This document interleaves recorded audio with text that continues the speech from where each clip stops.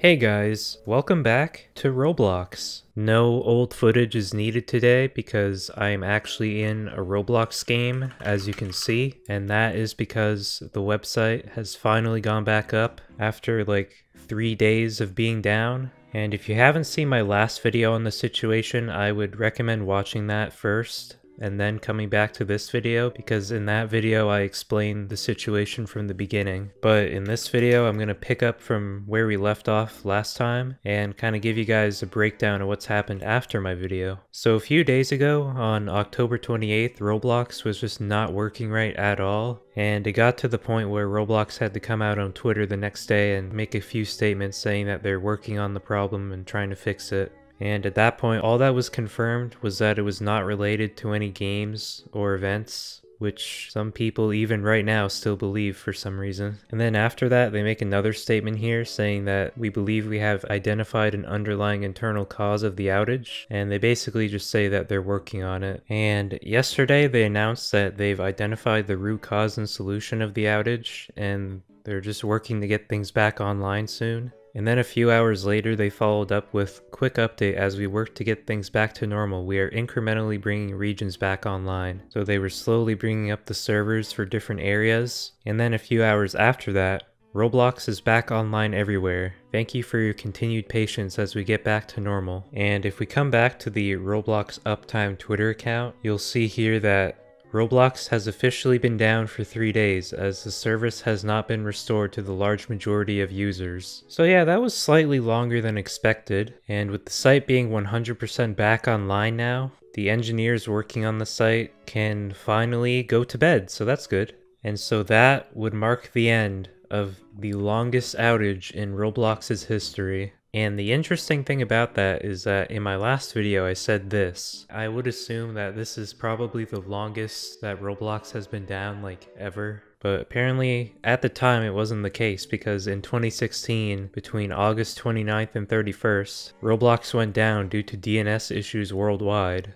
During that time, the roblox.com domain went parked, shown here. Okay, this is just cursed. Not even a maintenance screen, just play free sports games is what you saw. Anyways, yeah, this outage took down Roblox for just under 60 hours. Now obviously in my last video I didn't remember this outage happening, but obviously it did here. And I find it kind of weird that this outage also happened on the last 3 days of the month, just like this outage. But yeah, we have a new world record for the longest Roblox outage. So now we're gonna get into why this catastrophic outage even happened in the first place. Like what could have caused this disaster? So Roblox made a statement about it recently, and we're gonna get into that in a moment. But before they even made that blog post, they already confirmed that there was no evidence of an external intrusion, which implies that it wasn't like some kind of hack or DDoS attack or whatever, or ransomware. And then Roblox already said that it wasn't related to any games or events, so that already rules out a lot of possibilities here. So that's what we already knew before Roblox's official blog post about the situation, but now we're actually going to get into the blog post, as well as a dev forum post that was made that has some additional information in there as well. As most of the Roblox community is aware, we recently experienced an extended outage across our platform. We are sorry for the length of time it took us to restore service. On Thursday afternoon, October 28th, users began having trouble connecting with our platform. This immediately became our highest priority. Teams began working around the clock to identify the source of the problem and get things back to normal.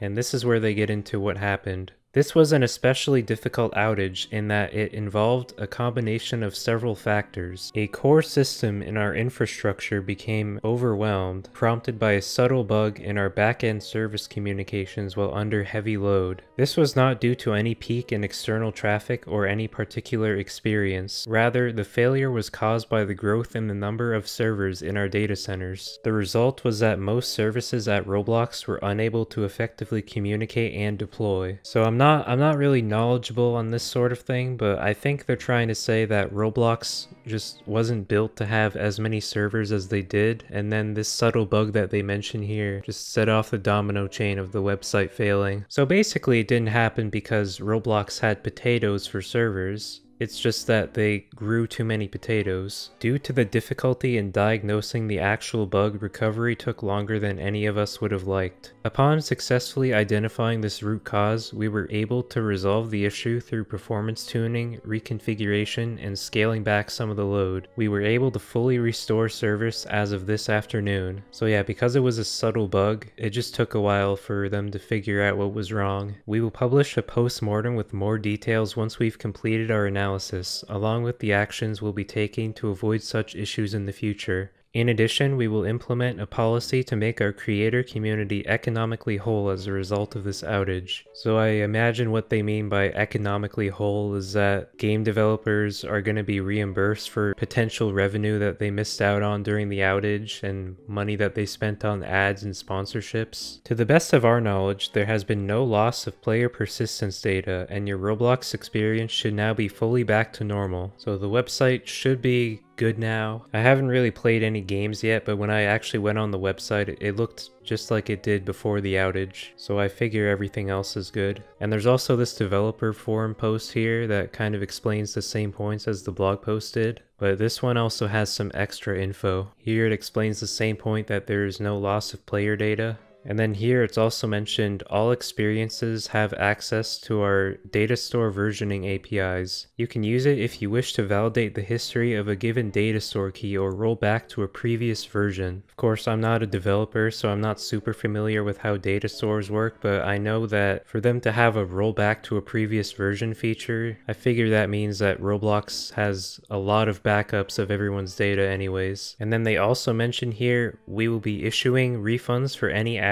that were not able to run due to the platform outage. The refund should automatically appear in your account in a few days. We are also actively exploring ways to offer assistance for earning developers who may have lost revenue during the outage. So it is confirmed here that anyone who ran ads right before the outage will be refunded, and anyone who missed out on revenue should be compensated in some way. So yeah, that's exactly what happened to cause the historic 2021 Roblox outage. So as amusing as this rumor is, 14 million people did not crash Roblox by joining the Chipotle event. I don't know where the number 14 million comes from, but that is just not possible for the amount of promotion that the event received, especially given that the entire platform peaked at 5.1 million the day of the outage, and that the record for most players in a game is 1.46 million. But you know, it's a fun rumor, whatever. Doesn't make any sense, but it's fun. Also, I would just like to thank you guys for the crazy response on my first video on this situation. It got like 650,000 views in the first 24 hours, which is like by far the fastest start to a video that I've ever had. And then it managed to get onto trending for gaming, and then it got onto just like the overall trending tab. So yeah, there's a lot of new people here, and if you're one of those new people, I make gameplay content on a variety of Roblox games, but apparently I cover massive Roblox outages now as well, so there's that. If you haven't subscribed to my channel already, I would appreciate it if you did, and also if you leave a like on this video, that would be cool as well. And don't forget to turn on post notifications for my channel so you don't miss out on any new uploads. But yeah, that's gonna do it for this video. Hopefully that does it for Roblox outages, and I will get back to making my usual content. So yeah, I will see you guys in the next one.